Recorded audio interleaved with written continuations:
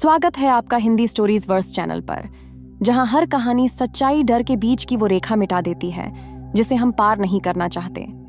आज जो कहानी आप सुने जा रहे हैं रेगिस्तान की तपती रेत के बीच छिपा एक किला कर्णगढ़।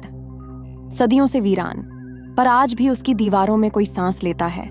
लोग कहते हैं वहां एक जादूगर की आत्मा कैद है जिसने अमृता की चाह में खुद को शापित कर लिया। पर अब सैकड़ों साल बाद एक युवक उस किले की सच्चाई जानने आया है। उसे नहीं पता जो रहस्य वो खोज रहा है वो उसकी अपनी आत्मा को निगल जाएगा। ये एक ऐसी कहानी है जहां जादू हकीकत बनता है और हकीकत एक अंतहीन शाप। चलिए शुरू करते हैं इस कहानी को। राजस्थान के रेगिस्तान के बीचों बीच एक पुराना किला था, कर्णगढ़, जिसकी दीवारें समय की रेत में खोती जा रही थीं। वहां कोई नहीं जाता था क्योंकि गांव वालों का मानना था कि किले में एक शापित आत्मा निवास करती है, एक जादूगर की आत्मा जिसका नाम था आचार्य वशिष्ठ। ये कोई साधारण जादूगर नहीं था, बल्कि वह राजा विक्रम सिंह का प्रमुख राज जादूगर था, जिसकी विद्या इतनी प्रबल थी कि वह मृतकों को भी जागृत कर सकता था। परंतु सत्ता की भूख ने उसे अंधा बना दिया था। उसने काले जादू की ओर रुख किया और अंततः अपने ही बनाए हुए अभिशाप में बंध गया। वर्षों पहले कर्णगढ़ में एक भयंकर तूफान आया था जो पूरे किले को निगल गया था। तब से किला वीरान हो गया और लोगों ने वहां जाना छोड़ दिया। पर एक दिन इतिहास का शोधार्थी रुद्र प्रताप दिल्ली से इस रहस्यमयी किले की कथा पर शोध करने पहुंचा। वह आधुनिक युग का था, विज्ञान में विश्वास रखने वाला। गांव वालों की बातों को वह दंतकथा समझता था। रुद्र प्रताप ने किले में डेरा जमाया और रात को वहां रुकने का निर्णय लिया। जैसे ही सूरज ढला, चारों ओर सन्नाटा पसर गया। अंधेरा घना था और हवा में एक अजीब सी गंध तैर रही थी। अचानक उसे किले की दीवारों पर कुछ आकृतियां दिखने लगीं। काले वस्त्रों में एक आदमी जिसके हाथ में एक त्रिकोणीय छड़ी थी और आंखें अग्नि की तरह जल रही थीं। वह आकृति धीरे धीरे उसके पास आई और फुसफुसाई, "तूने मुझे जगा दिया, अब तुझे मेरी जगह लेनी होगी।"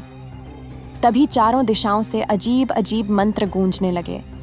रुद्र प्रताप की आंखों के सामने किले की दीवारें जीवंत होने लगीं, जैसे वो किसी और ही युग में पहुंच गया हो। रुद्र प्रताप ने पाया कि वह अब 400 साल पुराने कर्णगढ़ में है, जहां आचार्य वशिष्ठ राजा विक्रम सिंह के दरबार में किसी षड्यंत्र की योजना बना रहे हैं। वहां के लोग उसे पहचान नहीं पा रहे थे, लेकिन वशिष्ठ उसे पहचान गया था, शायद आत्मा की किसी छाया के रूप में। वशिष्ठ ने उससे कहा, "तू मेरा उत्तराधिकारी है, तुझे ही मेरे शिष्य बनने का वरदान है।" परंतु रुद्र प्रताप ने इनकार किया। तभी वशिष्ठ ने उसे शाप दिया कि जब तक वह काले जादू को पूर्ण रूप से नहीं सीखेगा, तब तक वह वर्तमान में लौट नहीं सकता। यह एक शुरुआत थी रुद्र प्रताप की भयावह यात्रा की, जहां उसे हर रात एक नया रहस्य सुलझाना होता। हर दिन किसी भूतपूर्व शापित आत्मा से मिलना पड़ता। कुछ आत्माएं मार्गदर्शक थीं, कुछ दुष्ट, लेकिन हर कोई किसी न किसी जादू के हिस्से में बंद था। धीरे धीरे रुद्र प्रताप जादूगर बनने लगा, पर उस विद्या के साथ उसका हृदय भी बदलने लगा। एक दिन वह अपने ही शोध को भूलकर एक रहस्यमयी पुस्तक ढूंढने लगा, मृत्यु तंत्र, जो कि वशिष्ठ ने लिखा था और जिसमें आत्मा अमृतत्व का रहस्य छिपा था। वह दिन आया जब वशिष्ठ ने अंतिम परीक्षा ली। अपने वर्तमान को भुलाकर तू अगर इस किले की आत्माओं को मुक्त कर सका, तभी तुझे मुक्ति मिलेगी। लेकिन आत्माओं को मुक्त करने के लिए उसे अपने भीतर की मानवता बचानी थी। और यहीं से संघर्ष शुरू हुआ, एक इंसान और एक बनते जा रहे जादूगर के बीच। क्या रुद्र प्रताप वर्तमान में लौट पाएगा, या वह भी उसी शापित जादू की परछाई बन जाएगा जो सदियों से कर्णगढ़ की दीवारों में गूंजती रही है? ये कहानी एक ऐसे जादूगर की है जिसकी मृत्यु भी अंत नहीं थी, और एक ऐसे शोधकर्ता की जिसने इतिहास में उतरकर अपनी ही पहचान खो दी। ये कहानी डराती है, सोचने पर मजबूर करती है और यह दिखाती है कि ज्ञान की अति भी विनाश का कारण बन सकती है। रुद्र प्रताप ने जैसे ही कर्णगढ़ के मुख्य द्वार को पार किया, एक भारीपन उसकी छाती पर उतर आया, मानो हवा में ही कोई अदृश्य हाथ उसे पीछे खींचने की कोशिश कर रहा हो। दिन का उजाला ढल चुका था और किले की दीवारें धूप के अंतिम किरणों में ऐसे चमक रही थीं जैसे किसी मृत शरीर की सूनी आंखें। उसने अपने कैमरे और डायरी को एक पत्थर की चौखट पर रखा और मोबाइल की टॉर्च जलाकर किले के भीतर कदम रखा।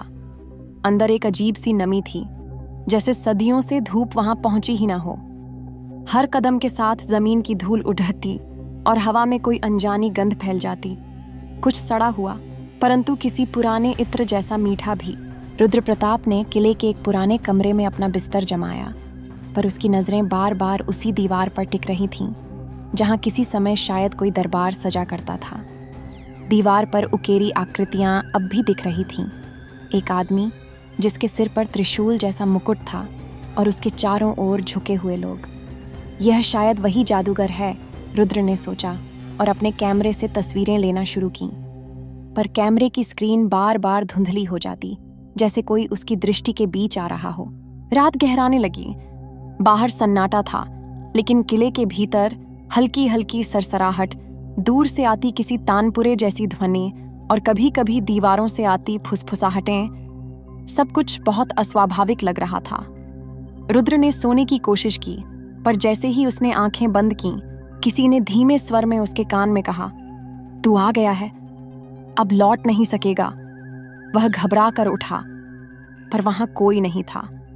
दीवार पर छाया अब और स्पष्ट हो गई थी, एक लंबी काया जो एक जलती हुई छड़ी के साथ खड़ी थी। रुद्र को लगा उसका दिमाग खेल कर रहा है, लेकिन जैसे ही उसने फिर से आंखें मूंद दी, उसे लगा वह जमीन पर नहीं बल्कि किसी और युग में खड़ा है। किले के गलियारों में फिर से लोगों की चहल पहल होने लगी। दीप जल उठे और कहीं दूर से किसी संस्कृत मंत्र की आवाज आने लगी, त्रैलोक्य विनाशाय मंत्र प्राणय। उसने घबरा कर आंखें खोलीं, लेकिन अब वह कमरे में नहीं था। वह किले के ही किसी पुराने प्रकोष्ठ में खड़ा था, जहां लोग पुराने वस्त्रों में बैठे किसी यज्ञ की तैयारी कर रहे थे। रुद्र प्रताप ने समझने की कोशिश की, पर तभी एक तेज गर्जना हुई और सामने आ गया वह जिसकी आंखें आग की तरह जल रही थीं। वही जादूगर वशिष्ठ। "स्वागत है तेरा समय के उस द्वार पर जहां तेरा वर्तमान अब एक भ्रम है," वशिष्ठ बोला, और उसकी आवाज दीवारों से टकराकर गूंजने लगी। रुद्र ने पीछे हटना चाहा, लेकिन जमीन उसके पैरों को पकड़ चुकी थी। यह रात उसकी जीवन की सबसे लंबी रात बनने वाली थी, और शायद अंतिम भी। रुद्र प्रताप उस प्राचीन प्रकोष्ठ में एक मूर्तिवत खड़ा था। उसके सामने खड़ा वशिष्ठ, शापित जादूगर, समय और मृत्यु की सीमाओं से परे उसकी आत्मा में झांक रहा था। उसकी आंखें रक्तवर्ण थीं, जैसे किसी नरबल्ली के ताजे लहू से रंगी हों। उसका मुख झुर्रियों से भरा हुआ था, पर उसमें ऐसी शक्ति थी कि किसी भी सामान्य मनुष्य की चेतना छिन्न भिन्न हो जाए। रुद्र की सांस रुक गई, उसके होंठ सूख गए और वह कुछ बोलना चाहता था, लेकिन गला जैसे पत्थर से भर गया था। वशिष्ठ धीरे धीरे उसके चारों ओर घूमता रहा। उसकी परछाई काले धुएं की तरह जमीन पर रेंग रही थी। उसने कहा, "मैं जानता था कि कोई न कोई आएगा, कोई जो इतिहास की राख में हाथ डालेगा और मेरी जली हुई हड्डियों को खोज निकालेगा।" रुद्र हिम्मत करके बोला, तुम कौन हो? क्या ये सब सपना है?" वशिष्ठ ठहाका मारकर हंसा, एक डरावनी गूंजती हुई हंसी। उसने अपना बायां हाथ उठाया और हवा में एक चक्र खींचा। तुरंत ही वह कक्ष अंधकार में डूब गया और चारों ओर आग के गोले जल उठे। फिर वह बोला, "मैं वह हूं जिसे देवताओं ने शापित किया, जिसे समय ने भुला दिया, पर जिसकी आत्मा अब भी जीवित है। मैं वशिष्ठ हूं, मंत्रों का स्वामी, यज्ञों का भक्षक, अमृता का अभिलाषी।" फिर उसने रुद्र के माथे पर उंगली रख दी। उसी क्षण रुद्र की आंखों के सामने जैसे हजारों चित्र घूम गए। राजाओं की बलि, गर्भवती स्त्रियों का हरण, आकाश से गिरती काली राख, और वशिष्ठ जो अपने ही शिष्यों का रक्त पी रहा था। रुद्र की चीख निकल पड़ी, पर आवाज गूंजने से पहले ही निगल ली गई, मानो किला ही उसकी चीखों को पी गया हो। वशिष्ठ बोला, "तू मेरा उत्तराधिकारी बन सकता है या मेरा अगला शिकार, निर्णय तुझे करना है।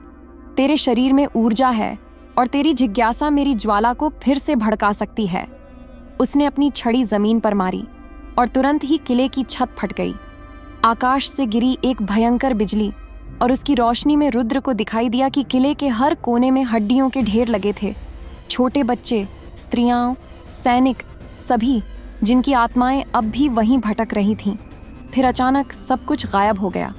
रुद्र आंखें खोलता है और खुद को फिर से उसी कमरे में पाता है जहां उसने रात बितानी शुरू की थी। पर अब सब कुछ बदल चुका था। उसकी त्वचा पर एक अजीब सी जली हुई सी मुहर थी और उसकी आंखें अब वे वैसी नहीं रही थीं। किले ने उसे स्वीकार कर लिया था। अब वो सिर्फ शोधकर्ता नहीं था, अब वह वशिष्ठ के शाप से जुड़ा एक हिस्सा बन चुका था। रुद्र प्रताप की आंखें खुली थीं, पर सामने की दीवार अब दीवार नहीं रह गई थी।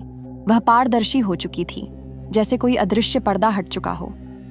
उसके पार एक और संसार था, अंधकार और राख से बना हुआ, जहां न पेड़ थे, न आकाश, न जमीन, केवल भटकती हुई आत्माएं थीं।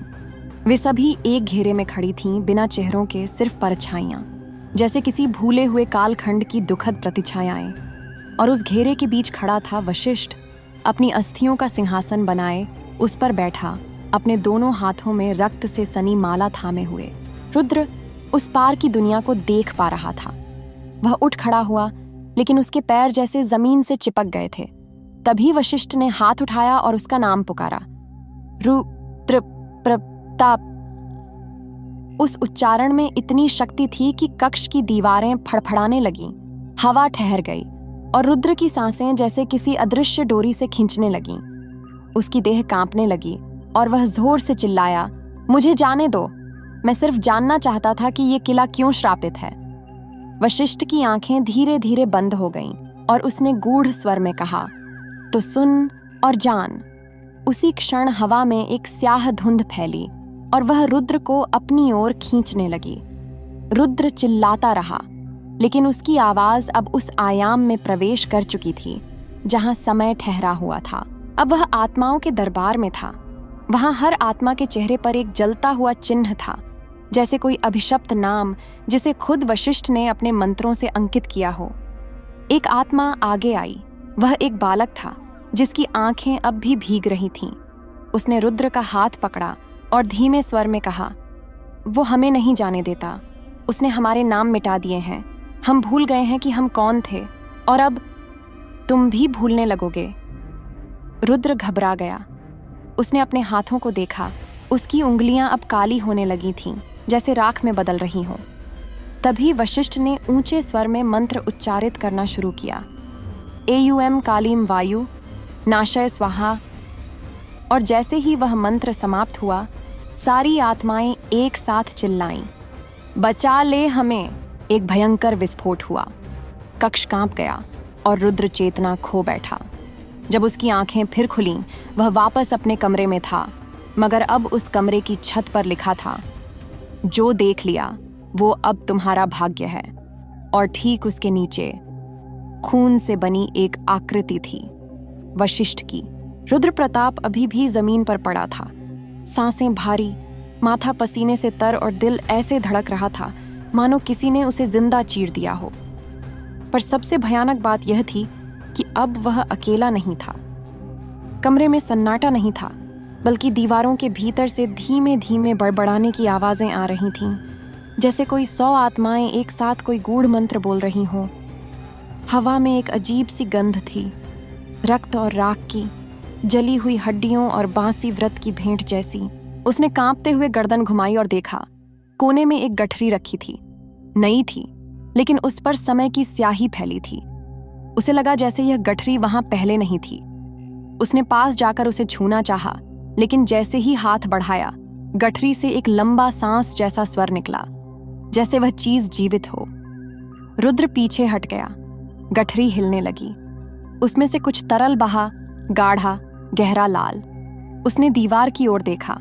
वहां अब भी लिखा था, जो देख लिया वो अब तुम्हारा भाग्य है। पर अब उसके नीचे एक नया शब्द उभरा था, खोलो। रुद्र न चाहते हुए भी, मानो किसी अदृश्य आदेश के प्रभाव में, उस गठरी की ओर बढ़ा। उसका हाथ कांप रहा था, लेकिन मन किसी और के वश में था। जैसे ही उसने गांठ खोली, भीतर से एक चिलचिलाती चीख निकली, मानो किसी स्त्री को जिंदा जला दिया गया हो। गठरी के भीतर एक नर कंकाल था, पर यह कोई साधारण कंकाल नहीं था। इसकी आंखों की जगह 2 काले मोती जड़े थे और मुंह में एक पत्र फंसा हुआ था, पुराना, जला हुआ, पर अभी भी पढ़ा जा सकने वाला। रुद्र ने वह पत्र निकाला और कांपती उंगलियों से उसे खोला। लिखा था, यदि तुमने इसे पढ़ लिया है तो समझो कि किले ने तुम्हें चुन लिया है। अब तुम लौट नहीं सकोगे। अब तुम्हारा शरीर सिर्फ एक आवरण है। वशिष्ठ के प्रेत को पुनर्जीवित करने के लिए तुम्हारे रक्त की आवश्यकता है। पर यदि तुम सत्य को जानना चाहते हो तो 7वीं तहखाने तक जाओ। वहां तुम्हें वह मिलेगा जो इस सब का आदि है और अंत भी। रुद्र का पूरा शरीर सुन पड़ गया। 7वीं तहखाना? उसने कभी नहीं सुना था कि इस किले में कोई तहखाना है, और यदि है तो उस तक कैसे पहुंचे? क्या यह वाकई कोई रहस्य था, या वह अब किसी प्रेत लोक में फंस चुका था जहां तर्क और समय कोई मूल्य नहीं रखते? गठरी के भीतर की आत्मा अब भी फुसफुसा रही थी। नीचे जाओ, नीचे, जहां रोशनी नहीं पहुंचती। रुद्र ने उठकर कमरे की दीवारों को छूना शुरू किया, हर ईंट को थपथपाया, पर अंत में जमीन के कोने में उसे हल्की सी कंपन महसूस हुई। वह घुटनों के बल बैठा और धीरे धीरे जमीन खिसकाई। वहां एक लोहे का ढक्कन था, जंग लगा हुआ, पर जैसे सदियों से किसी के खुलने की प्रतीक्षा में हो। और ढक्कन पर सिर्फ एक शब्द लिखा था, वापसी नहीं। रुद्र प्रताप ने कांपते हाथों से लोहे का ढक्कन खोला। उसके खुलते ही एक सड़ी गंध का झोंका बाहर आया, जैसे सदियों पुराना कोई राज्य अब सांस लेने लगा हो। नीचे गहराई में जाती सीढ़ियां थीं, गीली, फिसलन भरी और अंधकार में डूबी हुई। वहां कोई रोशनी नहीं थी, पर फिर भी रुद्र को हर सीढ़ी साफ दिखाई दे रही थी, जैसे वह किसी और आंख से देख रहा हो, किसी और की चेतना से। उसने एक दीपक उठाया जो वहां पड़ा था, पुराना, पर खुद ब खुद जल उठा जब उसने उसे हाथ में लिया, जैसे यह उसी का इंतजार कर रहा हो। एक एक कदम नीचे बढ़ते हुए वह सीढ़ियां गिनता गया। पहली तह, यहाँ दीवारों पर काले हाथों की छापें थीं। वे दीवारों से बाहर निकलीं और रुद्र की पीठ छूने लगीं। कुछ धीरे से उसका नाम पुकार रही थीं, रुद्र, रुद्र। वह बिना रुके आगे बढ़ा। दूसरी तह, यहाँ हवा में बच्चों के रोने की आवाजें थीं। दीवारों पर झूलती हुई टूटी गुड़ियाओं थीं जिनके सिर नहीं थे। एक गुड़िया जमीन पर लुढ़कती हुई उसके पैर से टकराई और बोली, तू भी एक खिलौना है अब। तीसरी तह, ठंड इतनी थी कि उसकी सांस जमने लगी। दीवारें बर्फ से ढंकी थीं, लेकिन उस बर्फ में कैद थे चेहरों के निशान। हर चेहरा पीड़ा में विकृत था, जैसे किसी को जीवित बर्फ में दबाया गया हो। चौथी तह, यहाँ दीवारों से खून बह रहा था। हर बूंद जमीन पर गिरते ही चीखती थी, मानो उसमें कोई आत्मा हो। वहां एक शव पड़ा था, पलकें झपकाता हुआ, जैसे अब भी जीवित हो। उसने रुद्र की ओर देखा और कहा, मैं था जो तू बनेगा। पांचवी तह, यहाँ कुछ नहीं था, सिर्फ एक सन्नाटा। लेकिन इस सन्नाटे की गूंज ने रुद्र को उसके ही बचपन की याद दिलाई। वह पुकार सुनता रहा, अपनी माँ की आवाज़, अपने पिता की डांट, अपनी पहली हार, सब कुछ जैसे अतीत की किताब पलटी जा रही हो। और तभी एक परछाई उसकी पीठ पर चढ़ गई और कान में फुसफुसाई, तेरा वर्तमान अब तेरा नहीं। छठी तह, यहाँ काले जल का एक कुआं था, जिसमें ऊपर से आत्माएं उतरती थीं, जैसे बूंद बूंद गिरती यादें। वहां एक बुजुर्ग बैठा था, जिसने आंखें खोले बिना कहा, अगर पीछे मुड़कर देखा तो तेरा शरीर यहीं छूट जाएगा। रुद्र ने आंखें मूंद लीं और आगे बढ़ा। 7वीं तह सीढ़ियां अब नहीं थीं। नीचे जमीन पर एक बड़ा वृत्त बना था, भस्म से, रक्त से और अस्थियों से। वृत्त के बीचों बीच बैठा था वही जादूगर वशिष्ठ। उसकी आंखें अब खुली थीं और वह मुस्कुरा रहा था। आ गया तू, मैंने तुझे चुना था जन्मों पहले, वशिष्ठ ने कहा। अब या तो तू मेरी जगह लेगा या तुझे इस श्राप का अगला वाहक बनना होगा। रुद्र ने कांपते स्वर में पूछा, क्यों? मैं कौन हूं? वशिष्ठ ने अपनी छाया से एक खून से लिखा ग्रंथ निकाला और जमीन पर फेंका। खोल इसे, सच तुझे खा जाएगा। रुद्र ने वह ग्रंथ खोला और उसमें पहला वाक्य था, तू वही है जो वशिष्ठ के जीवन में मृत्यु बनकर आया था। पिछले जन्म का शाप है तू। अब निर्णय तेरा है, नरक को रोकेगा या उसका द्वार बनेगा। जैसे ही रुद्र प्रताप ने उस रक्त से सने ग्रंथ को खोला, समय की गति थम गई। हवा रुक गई, दीवारों पर चलती परछाइयां जड़ हो गईं और वशिष्ठ की आंखें भी जैसे पथरा गईं। रुद्र का शरीर हल्का महसूस हुआ, जैसे आत्मा किसी और कालखंड में खींच रही हो। उसने ग्रंथ के पहले पृष्ठ को पढ़ना शुरू किया और हर शब्द के साथ उसे अपने भीतर कुछ टूटता, कुछ जागता महसूस हुआ। वर्ष 1078, त्रिकालगढ़ राज्य। रुद्र की आंखों के सामने अब एक नया दृश्य उभर आया। उसने खुद को एक भिन्न वस्त्रों में देखा, राजसी लिबास, सोने की तलवार और सिर पर तेजस्वी मुकुट। वह कोई आम व्यक्ति नहीं था, वह राजा वीर प्रभा था, एक न्यायप्रिय परंतु अत्यधिक स्वाभिमानी शासक। और सामने जो खड़ा था वह कोई और नहीं, वही वशिष्ठ था, उस समय का महान तांत्रिक। लेकिन वे मित्र नहीं थे, वे दो शक्तिशाली विरोधी थे, राज्य बनाम रहस्य, शासन बनाम शाप। मैंने कहा था, राजा वीर प्रभा, वशिष्ठ गर्जा था, इस नगर को मत बसाओ उस जमीन पर जो मृत आत्माओं का धाम है, वहां मेरा यज्ञ अधूरा है। राजा वीर प्रभा ने क्रोधित होकर उत्तर दिया, तेरे तंत्र मंत्र मेरे राज्य के विकास में बाधा है। तेरा यज्ञ, तेरा भूतलोक अब केवल काल्पनिक भय है। और उसी रात राजा ने उस भूमि पर महल का निर्माण शुरू करा दिया। लेकिन वशिष्ठ ने शाप दिया था, जो भूमि मेरी है उसे जिसने ललकारा वह जन्मों तक चैन नहीं पाएगा। तू मरेगा पर लौटेगा उस राज्य का सेवक बनकर जिसे तूने बनाया था, और मैं तुझे हर जन्म में याद दिलाता रहूंगा कि तू क्या था। रुद्र की सांस थम गई। वह समझ गया, वह राजा वीर प्रभा का पुनर्जन्म था, वही जिसने वशिष्ठ की चेतना को छेड़ा था, वही जिसने श्राप को जन्म दिया था। अब वह फिर से उसी स्थान पर था जहां सब कुछ शुरू हुआ था। वशिष्ठ अब फिर से बोलने लगा, अब तू जान चुका है कि यह सब क्यों हुआ। अब समय है निर्णय का। या तो तू मेरी जगह ले और इस आत्माओं के संसार का रक्षक बन, या फिर तेरा शरीर इस किले में जलाकर अगला श्राप लिखा जाएगा। रुद्र का सिर घूम रहा था। वह किले की उन परतों को याद करने लगा, उन आत्माओं को, उन चेहरों को जो शायद सब उसके ही पापों की संतति थे। अगर मैं तेरा स्थान ले लूं तो? रुद्र ने पूछा। वशिष्ठ की आंखें चमक उठीं। तो तू अमर हो जाएगा, एक शक्ति जो काल और मृत्यु दोनों से परे होगी। पर फिर तू मानव नहीं रहेगा, फिर तुझे आत्माओं का न्याय करना होगा और उनकी यातनाओं का भागी बनना होगा। रुद्र ने आंखें मूंद लीं। उसके भीतर द्वंद्व चल रहा था। क्या वह इस चक्र को समाप्त कर सकता है? क्या वह फिर वही गलती दोहराएगा? लेकिन तभी ग्रंथ के अंतिम पृष्ठ पर एक नया वाक्य चमका, जिसने सत्य स्वीकार किया वही शाप को मोड़ सकता है, बलिदान ही मोक्ष है। रुद्र ने आंखें खोलीं, तलवार उठाई और वशिष्ठ की ओर देखा। रुद्र प्रताप की आंखों में अब भय नहीं था, केवल स्वीकार था। उसने तलवार की धार पर उंगलियां फेरते हुए धीरे से कहा, अगर इस चक्र से मुक्ति का रास्ता है तो वह बलिदान ही है, लेकिन वो बलिदान मेरा होगा और अंत तेरा। वशिष्ठ की आंखों में अचानक घबराहट दौड़ गई। तू क्या करने जा रहा है? वह गुर्राया। मैं इस शाप को विरासत नहीं बनने दूंगा, न तुझे किसी और के शरीर में प्रवेश करने दूंगा, न इस भूमि को नरक का द्वार बनने दूंगा। रुद्र बोला।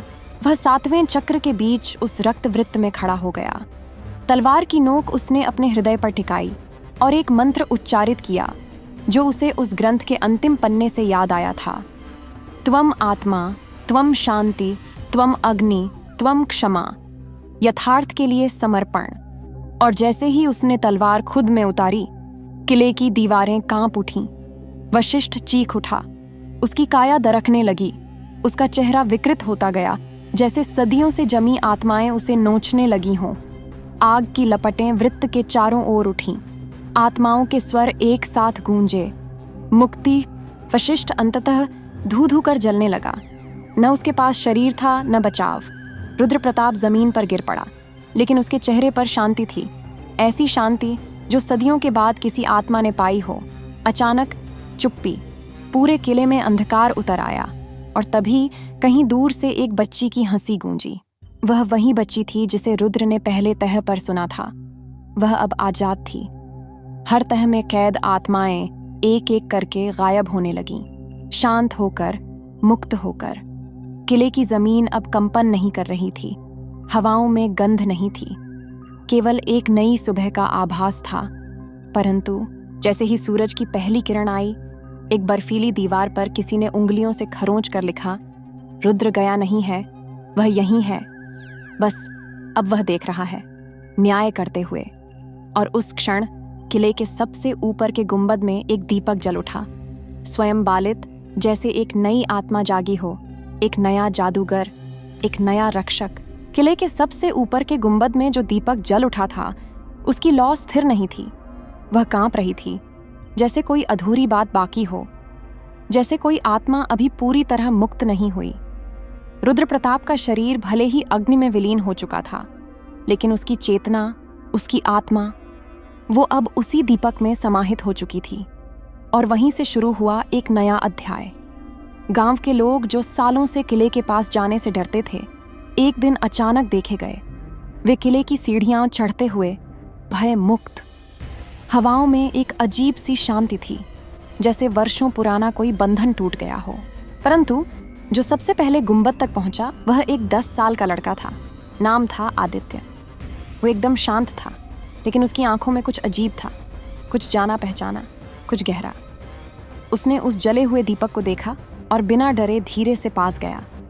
और तभी दीपक की लौ फिर से तेज हुई, दीवारें फुसफुसाईं, रक्षक लौट आया है।